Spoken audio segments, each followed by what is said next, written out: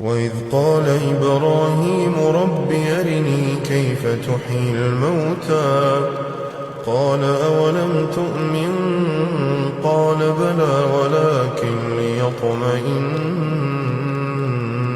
قلبي قال فخذ أربعة من الطير فصرهن إليك ثم اجعل على كل جبل منهن جزءا ثم ادعهن يأتينك سعيا واعلم أن الله عزيز حكيم.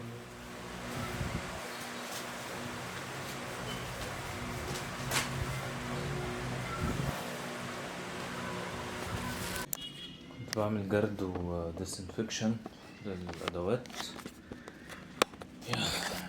يعني بحاول نظبط الدنيا كده عشان الواحد يكون رايق. بحس ان انا لما بعقب بظبط الدنيا كده في ادواتي واوضتي وبتاع، بحس ان انا هديت نفسيا، بقيت احسن. عندي كلام كتير عايز اقوله الصراحة، خليني بس اتغدى عشان انا هموت من الجوع ونيجي نتكلم.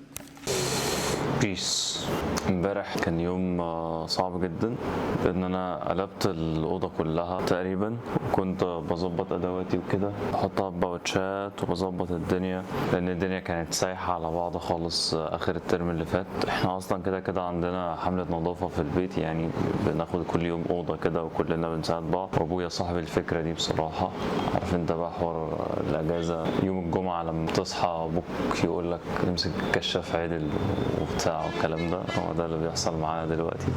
بس الفكره بقى ان انا ابويا مسافر، فلما بيرجع بقى بيبقى الدنيا على واسع، نصلح كل حاجه بايظه، ننظف كل حاجه، نقلب البيت كله. هو ده اللي حصل. يعني انا ظبطت بس ادواتي، رصيتها وبتاع، ونزلت امبارح اشتريت ستيرلايزيشن باوتشز عشان عايز اعقم ادواتي، لان احتمال يبقى في شغل الاجازه دي ان شاء الله، لان ناوي اعمل حاجات كتير اصلا الاجازه دي بصراحه، مذاكره وشغل وكورسز وحاجات زي كده. بس عايز اخلص بس الحاجات اللي هي ايه، عارف انت الحاجات اللي شغله دماغك اللي بتحس ان هي معطلاك. كانت اول حاجه هي تظبيط ادواتي، وان انا اجيب حاجتي من السكن، بس لسه في شويه حاجات ما جاتش. وكمان المفروض كنت اسلم صور، كانوا عايزين مننا استماره كده نملاها ونقدمها، ده كان ايام الامتحانات. طبعا انا ما قدمتش اي حاجه لان انا كان دماغي مشغول اصلا ومش رايق للحاجات دي. وكمان كانوا عايزين صور، كانش معايا صور، كانت الصور بصراحه قديمه فكلها من غير ده، بس صورت يعني، مش عارف الصورة كويسة ولا ايه. عموما احنا نازلين دلوقتي، البيت كله نايم. اسافر اروح السكن بتاع الجامعة، اجيب بقى حاجتي واظبط حوار الفورم اللي المفروض املاها دي واقدمها. بعد كده نيجي بقى نكمل النهاردة، نشوف هنعمل ايه يعني. الشباب كانوا سايبين المفتاح مع حد من الجيران، ادوني رقم وفضلت ساعة ارن عليه ما بيردش لحد ما عرفت اوصل. بسم الله.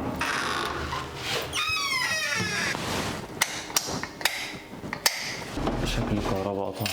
بسم الله.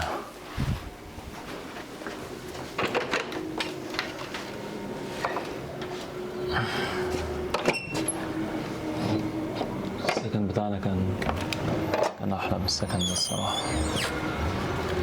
ماشي.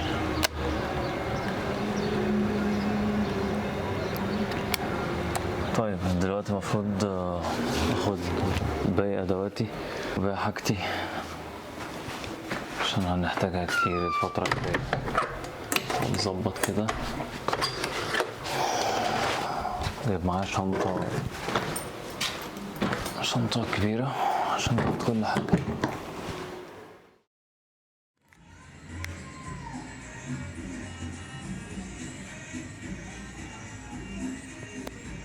عايزين ننام. الساعة 1:30 الصبح ولسه الجماعة شغالين.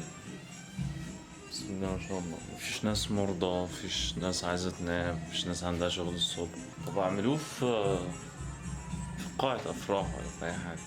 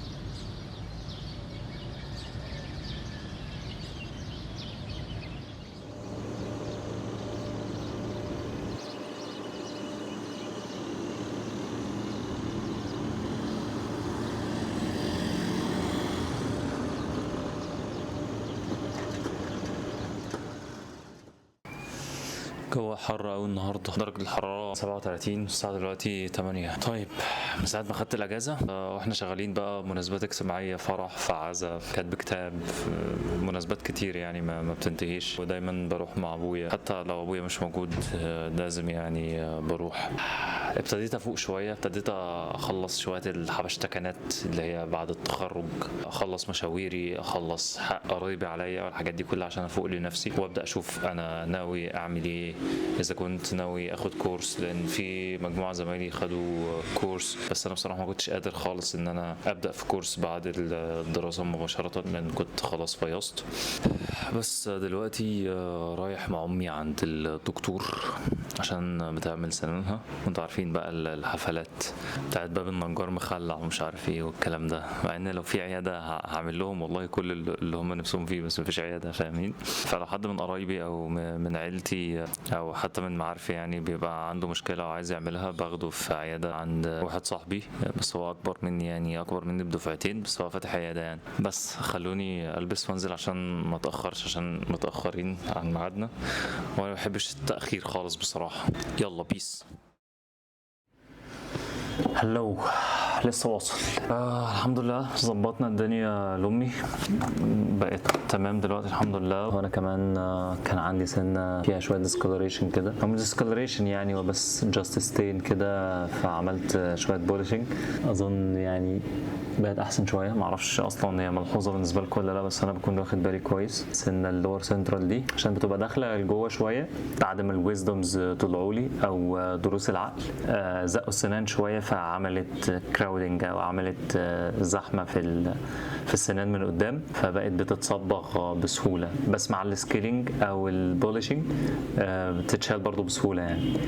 فاعتقد ان هي بقت احسن. جعان جدا، المفروض انام عشان بكره عندي ايفنت في التجمع ان شاء الله. المفروض ان هو بعد الجمعه، يعني المفروض اصلي الجمعه هناك، معرفش ازاي، ولسه مش عارف بصراحه هروح ولا مش هروح، لان هروح لوحدي ودي الى حد ما حاجه مش مشجعه. اغلبيه الشباب محجزوش فيه، حتى انا مش عارف الكونتنت بتاعه هيبقى يستاهل ان انا اسافر واروح وكده ولا الدنيا، فما اعرفش لسه الدنيا فيها ايه. حاول اسرش كده على المحتوى بتاع الكورس واشوف هل انا هستفيد منه ولا لا، ولو في استفاده ان شاء الله هروح باذن الله. يلا تصبحوا على خير.